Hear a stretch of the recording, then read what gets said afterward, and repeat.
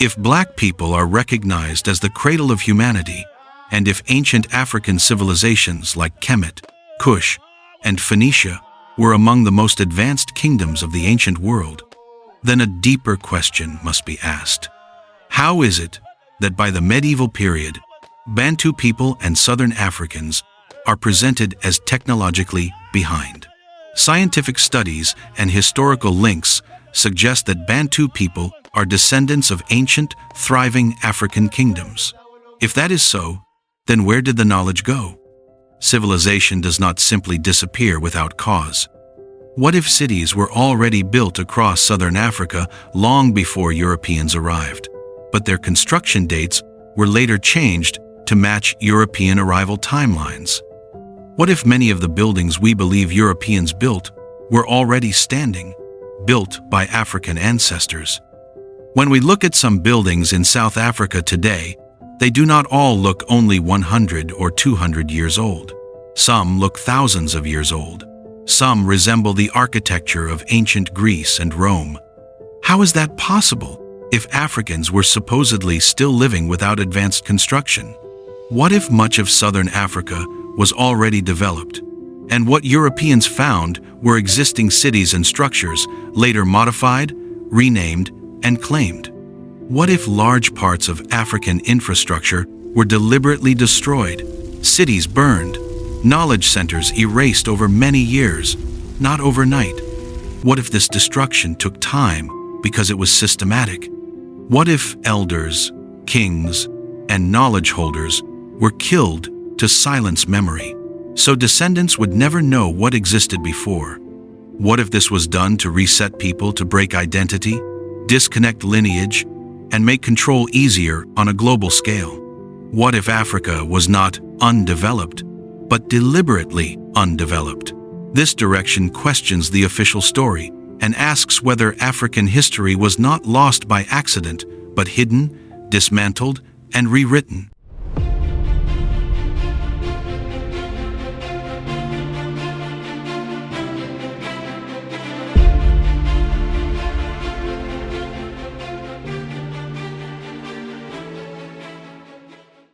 What if I told you that the heart of Africa, Central and Southern Africa, was once the home of true royalty, far older and far more advanced than anything you have been taught?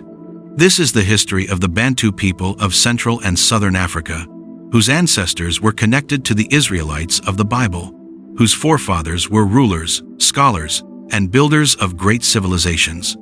What we are usually shown is limited to Great Zimbabwe, Mapungubwe, or later stories about Shaka Zulu. Yet these were not the peak of civilization at their respective times. Great Zimbabwe and Mapungubwe were already ancient ancestral achievements, while the period associated with Shaka Zulu reflects a people attempting to rise back toward their former glory of castles and advanced cities, but doing so under constant European pressure and suppression. Central and Southern Africa were the Creator's most favored lands, elevated, rich, and spiritually powerful. Ancient Egyptians referred to this region as the land of the gods. These lands were abundant in minerals and wealth, stretching from Central Africa down to the southern coast, forming a vast and powerful civilizational zone. When the Portuguese first sailed along the African coasts, they encountered organized societies, advanced cities, and fortifications stronger than Europe's finest castles. They witnessed wealth and knowledge they could not easily control. Yet history later painted the people of these lands as primitive, a story that does not match what was recorded. Old maps reveal the true scale of the Mono Motapa Empire. It extended across much of southern Africa, from the interior to the coast. Along the southern coastline lay the Kaffraria region, inhabited by the Xhosa people, organized under many kings who ruled locally while paying tribute to the great king, the Emperor Mono Motapa, Lord of the conquered lands. This tribute was to show alignment and respect. Bantu people also have always known that they are cousins, who came from one great ancestor. Their culture was the same, and their languages aligned. Cities such as Pretoria were not small settlements but imperial residences and administrative centers. There are many maps that show Mono Motapa's residence on what is now Pretoria or the Gauteng province. That is not a coincidence or a mistake. These maps place the emperor in the center of South Africa. Later, the maps were changed, moving it deep into Zimbabwe, trying to align it with Great Zimbabwe, which was not significant at that time. Over time, these realities were erased or rewritten, and the empire was gradually reduced on maps until it appeared far smaller than it truly was. The architecture of this civilization was highly advanced. Across Central and Southern Africa appear round towers, pointed structures, massive pillars, bells, and complex stone designs very similar to the buildings of Tartaria. By the time of the Mono Motapa emperors, Great Zimbabwe and Mapungubwe were already ancient sites, preserved to honor ancestors, and perhaps kept for tourism, while more advanced palaces, fortified cities, and castles were being built. Emperor Mono Motapa was feared by Europeans. He ruled vast lands, lived in palaces, and had gold that was above every gold in the world. Portuguese explorers compared his lands to the biblical Ophir because the gold of Mono Motapa's empire was more valuable than any other. Across Central Africa and into the southern regions, Bantu royalty wore full ceremonial garments and richly decorated attire, reflecting order, rank, and long-established civilization. When Europeans entered the interior, they did so through puppet kings. Cities were destroyed, systems were dismantled, and knowledge was suppressed. Bantu people were forced into survival, living in small huts in minimal conditions.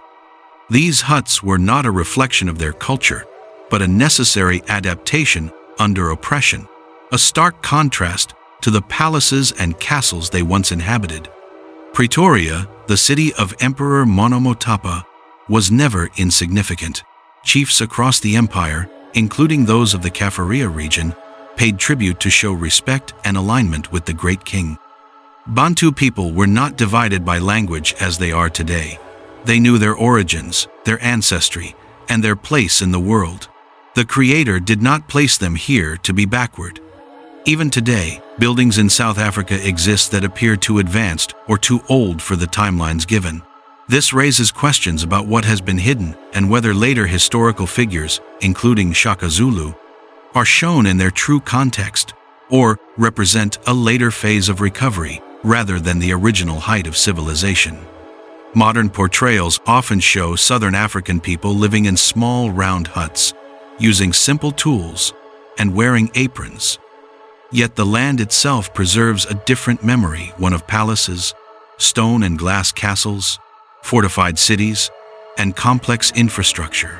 The Bible foretold this fall.